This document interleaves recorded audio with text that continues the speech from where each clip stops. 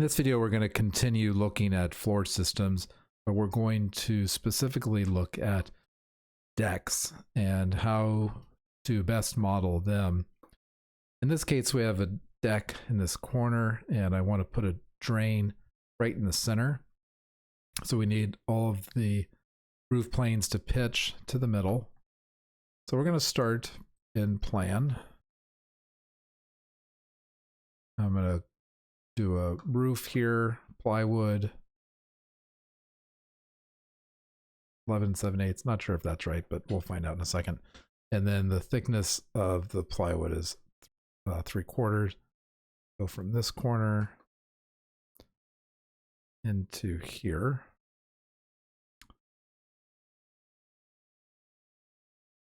So if I select just these elements to look at, you can see we have the roof system. This is a multi-plane roof. I want to go ahead and split it into single roofs.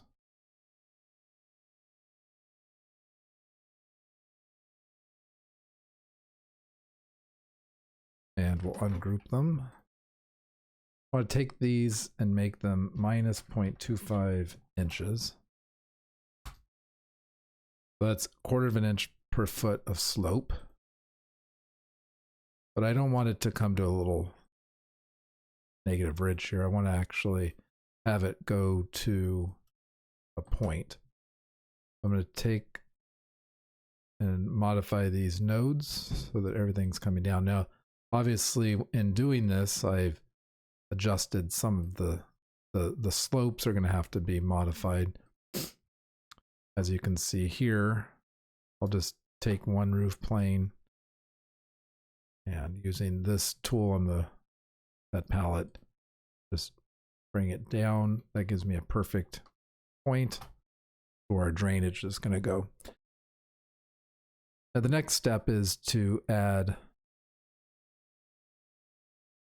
some blocking. So I'm going to take this joist and just use it to copy, move that in here, shrink it back. Do a F10 so I can copy and rotate simultaneously. I'm going to put this as a block. And I also want to add a block to this side. So we're going to have a transition in the height there. Then I know this joist and this joist are two different widths because they're different members. So I can't do a multiply yet. But if I come to here and adjust this, now I have a Shift M opportunity, 16-inch spacing as a spread. And we can fill these. And then this one, again, because of the difference in the member width, need to modify their length slightly. And then we'll bring this guy over to make that connection. Now we'll go back to looking at this in 3D. And I'm going to drop this plywood so that we have a minus 1.5 inch drop outside the door. Perfect. And now all we need to do is select these members.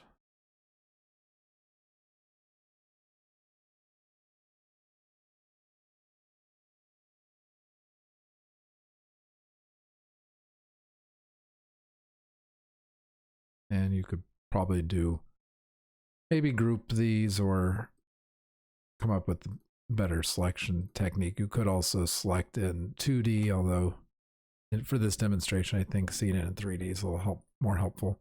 And we're going to do solid element operation. I've got 21 targets. Those are the elements that are going to be modified. I have 4 operators. And we want subtraction with upward extrusion. So we eliminate everything above the plywood. And here we have inherent from operator. This is the new surface that's going to be created at the cut line. If it uses its own attributes, it's going to use the material inside the joist in this case. Use this one, it's going to take the surface of the plywood This one ends up being gray, and I like that because it makes it a little easier to see where the joists have been cut, and I'll execute that. And now you can see that all these joists are following the underside of this plywood. If I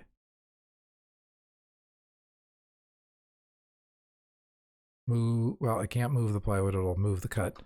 I'm not sure if these are on different layers. Yeah, they are. So let me just, this plywood should not be in beams anyhow. Put it on, oh, I need a new layer, but let's put it there for now. And then I can hide it. And that's what I was saying. See how they're all gray? So that means those have been cut with the solid element operator.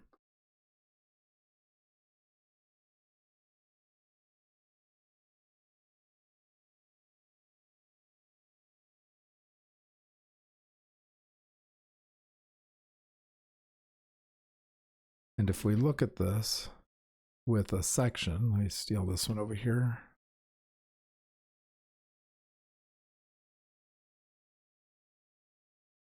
See how nice this works. So that's the cut face where we have the notch. This is the block. These are the joists here. And what I love about this is if I move this joist, it updates. The block needs to be adjusted, but the actual cut and the notch all update automatically. And if we just take a Shift F3 and look at just this one joist, here's our notch, slopes down, goes level, and then slopes up. Pretty sophisticated, very accurate. I mean, that's exactly the way we'd want to do it. It looks good, it takes great sections, and it's an excellent strategy for modeling decks.